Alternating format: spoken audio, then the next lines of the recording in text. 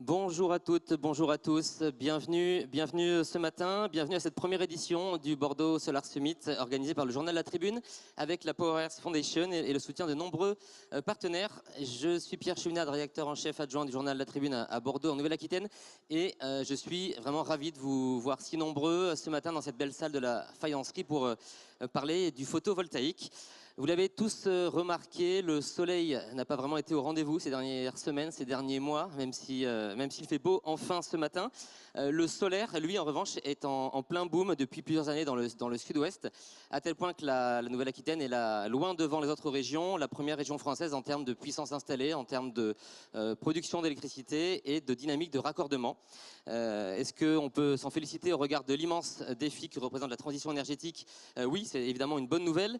Pour autant, est-ce que tout va pour le mieux dans le meilleur des mondes? Bien évidemment que non, sinon vous ne seriez pas aussi nombreuses et nombreux ce matin pour venir en parler entre professionnels du solaire, entre particuliers, entre acteurs économiques divers et variés concernés de près ou de loin par la question du photovoltaïque.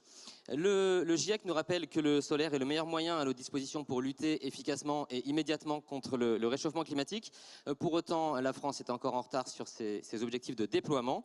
La filière fait face à d'énormes défis.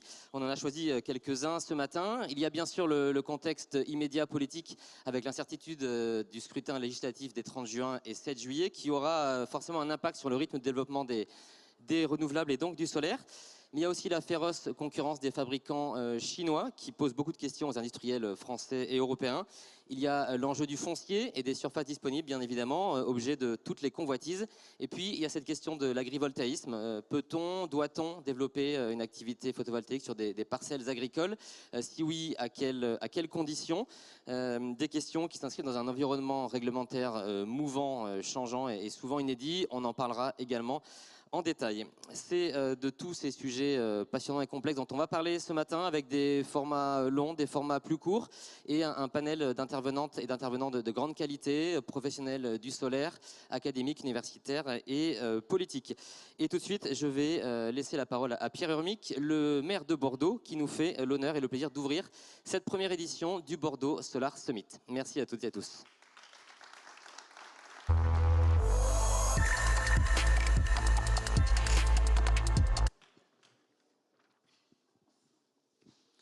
Voilà, bonjour mesdames et messieurs, à mon tour, le moment de vous remercier, de vous féliciter d'être venus si nombreux pour cette rencontre organisée par la Tribune qui prouve bien, indépendamment des conditions météo du jour, l'intérêt que nous portons tous sur cette source d'énergie, quelle énergie solaire. Et je remercie la Tribune d'avoir organisé ce premier Solar Summit.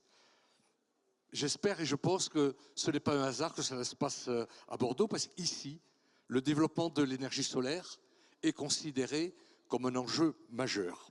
Vous le savez, nous avons lancé le 11 juin dernier l'Alliance de Bordeaux pour l'énergie solaire.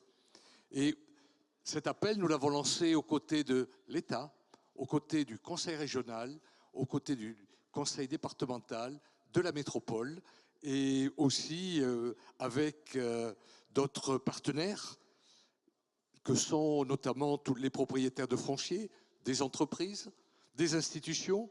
Et nous avons ensemble fait le choix de faire front face à l'urgence climatique.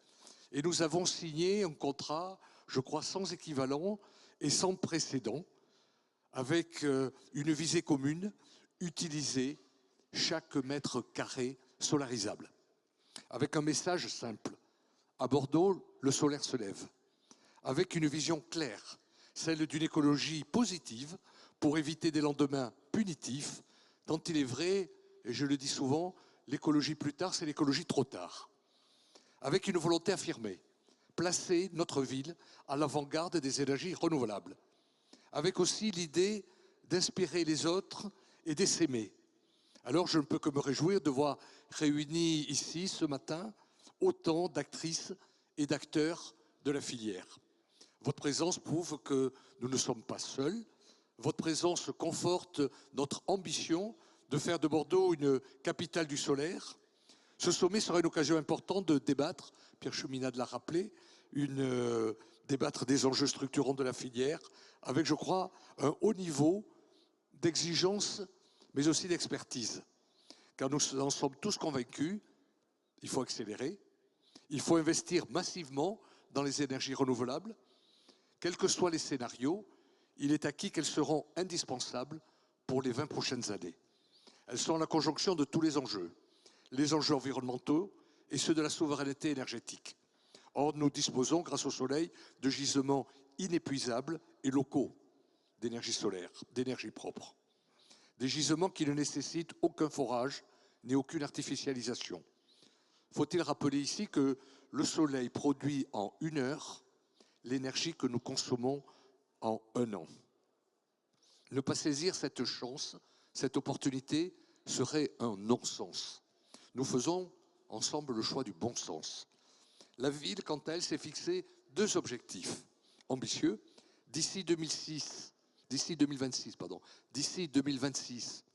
avoir posé 60 000 m² de panneaux solaires sur notre patrimoine municipal et atteindre 41% d'autonomie énergétique.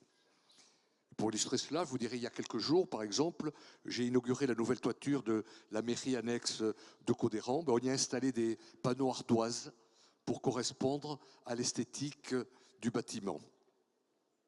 Nos piscines, nos gymnases, nos écoles, nos crèches, et demain, la basse sous-marine de Bordeaux, avec ses 25 000 m² de toiture solarisable, mais nous solarisons partout où c'est possible. Et nous avons su trouver une complémentarité avec le riche patrimoine architectural de notre ville, dont une partie, je vous le rappelle, est classée au patrimoine mondial de l'UNESCO. Donc il faut trouver une compatibilité. Nous la cherchons, nous la trouvons. Et d'ailleurs, je déjeune à midi avec des hauts responsables de l'UNESCO. Nous aborderons cette compatibilité avec la solarisation de nos toitures bordelaises et notre classement UNESCO auquel nous sommes les uns et les autres tant attachés. Vous avez peut-être entendu parler aussi du projet de rocade solaire que nous avons lancé, qui consisterait à couvrir notre périph' bordelais d'ombrières photovoltaïques. C'est une proposition emblématique où nous ne sommes pas décisionnaires, puisque la rocade relève de l'État, mais elle permet, passez-moi l'expression, de mettre en lumière le potentiel de route.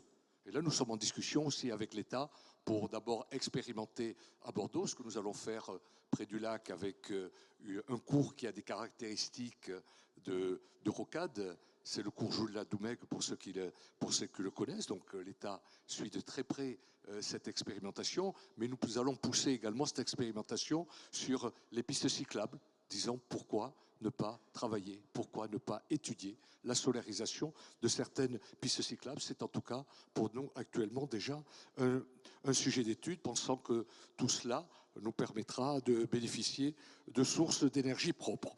Voilà, alors nous sommes là pour en parler ensemble, pour imaginer des solutions pour aujourd'hui, mais aussi pour l'avenir. Alors, je m'adresse à vous, actrices et acteurs du solaire, pour vous dire, je veux vraiment que vous vous sentiez ici, à Bordeaux, chez vous. Et je vous remercie.